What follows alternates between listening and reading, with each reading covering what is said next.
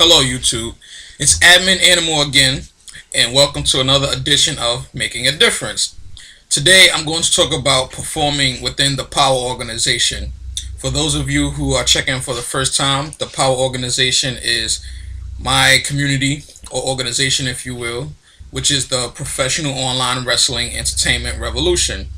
Now today we're going to talk about performing, and actually there's two different types of performance. One type is ring performance because it's online wrestling, and for our YouTube shows, each show on YouTube they have a roster, and a roster has to perform a certain way to entertain. So people have to be able to entertain with their move sets and their ring performance. So today we're going to talk about ring performance, but there's actually two types of performance. One is ring performance, the other one is show performance. Now, show performance can pertain to pretty much gimmicks and promos and other stuff like that, but we'll talk about that another day. Today we're just going to talk about ring performance. So shortly I'm going to show you a video on how we do things within the P.O.W.E R organization. And the way we do things is using a little system called grace periods, which helps the matches look better and it helps the matches look more realistic. Grace periods are a series of events that characters don't have to really focus on reversing and playing competitive. It's a series of events that characters can do to give control of the match or tell a story within the match. This video is to help a lot of people coming into the P.O.W.E R organization as a superstar or character, because I've received some questions about training videos, and people come to me to ask if there's any kind of training videos that they could watch to learn how to perform better or be able to do better in the ring. For the most part, I recommended that they go watch Nick Virtue's pro wrestling videos or simulation videos, and a lot of them they still confused or they have a hard time following. Not saying that Nick Virtue is bad, because apparently he's the sim god, but the problem with Nick Virtue's videos is that it's based off of a form of advancement or technicality. So most people who are usually into sim play, they're really basing it off of Nick Virtue's guides of how to wrestle in a game. It basically imitates the how to really wrestle. And the problem with that is not everybody is on that advanced level. You have people at different ages, some people who just don't know the basics of wrestling and are not able to follow. So you have to have some sort of system or something to make things easier for people. But like I said, I'm not trying to take a jab at Nick Virtue, but some people they're able to follow, some people aren't able to follow because on a strict level, the technical sim play that's usually out there on the WWE games is too advanced for people to follow. So they need something to grow with, and this is kind of how we help people grow. So again, this video is not an attempt to jab at sim players. This video is this video is simply made to inform WWE 2K EFED players that there are other ways to play the game besides the sim play. Typically sim players they have basic sim moves, and that's every sim body uses, and as well as sim taunts that every sim body uses as well. But hypothetically speaking, the way characters play in power shows enable realistic matches to occur. Therefore, we are sim. So for those of you who out there who's talking about power is not sham, they competitive, I can't stand them. I'm pretty sure most of them don't even watch the shows, but technically, yes, we are sim because we make matches look realistic. We tell a story, and everybody plays very well with their character based on their gimmick. But we're going to go into a video, and I'm going to show you some grace periods. So for you rookies out there who's just joining Power, take a look at the video and try and learn something. And I hope to see you on the show soon. So on to the video. So first on the list is the rope bounce, also known as the sim bounce, or what I like to call the sim bounce. I'm going to show you a demonstration using my character Techno Tank Jr. and another character recently used on the show, Sime the Wrestler.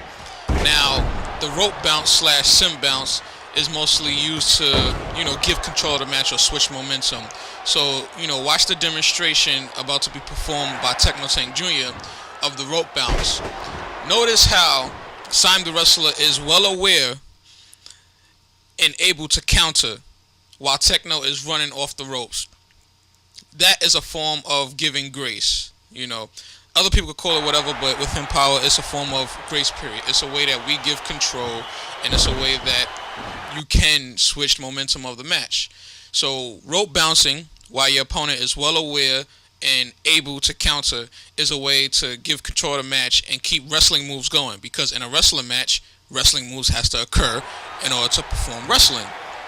Next on the list is the come on taunt, or also what I like to call the sim taunt. You'll see a lot of people use this taunt. I can't really say a lot of people in general, but if you watch simulation wrestling, you'll see a lot of them use this come on taunt, and it can more so be used in different variations of giving grace or keeping a combo or spot going. But we'll see it in action using Simon the Wrestler. He's going to leap over. He's going to tell Techno to come on. It's a way to continue the combo, continue the match, add a story into it. Next on the list is taunting the opponent. A lot of people use taunts to just, get their momentum, but taunting while your opponent is on their feet or to keep a match going could be a way to shift momentum or tell a story in the match. Notice how Techno was able to taunt while his opponent was being attacked and able to counter. Simon the Wrestler is going to do the same thing after 2 punches, tells him to come on, and the match continues. It adds more variation to the match story. Another way to give grace is exposing turnbuckles. Now, this is mostly done between heels. You'll see Techno use it as part of one of his combos or spots. But exposing the turnbuckle, especially if you're a heel character and your character fights a little dirty, you might want to use this to give control of the match. Watch Techno as he goes to the turnbuckle and he exposes the turnbuckle. Now, this takes a little bit of practice to understand how long it's going to take for your opponent to be on his feet. But taking it off, no homo, while your opponent is able to get up and can take control over the match is one way you could give grace and allow your opponent to take over. All these grace periods allows you and your opponent to not reverse so much during the match, which allows more wrestling to take place during the match and also allows better performance to take place during the show. So, keep in mind that exposing turnbuckles is a way to allow your opponent to take over and shift momentum in the match. Next, getting weapons. This one can be fun if done properly. Sometimes getting a weapon is a way to allow your opponent to take over. Now, during hardcore Extreme Rules matches, it may be different, but in a typical regular match where DQ is on, you don't want to get disqualified 9 times out of 10, so getting a weapon is kind of a way to say, come on, take over the match. So by Techno getting the weapon, like you see now, he was able to give control to Sign, and Sign was able to counter. Now, like I said, if done properly, it can go back and forth. See how Sign got it, Techno was able to get up in time and stop him from getting DQ'd. So it then becomes a cat and mouse game where they both are fighting over the weapon, but no one is getting DQ'd. It's just an entertainment of getting weapons and someone fighting over a weapon. You don't know who's going to get DQ'd. You don't know what's going to happen. But like I said, if done properly. Another way to give grace is to chase the opponent.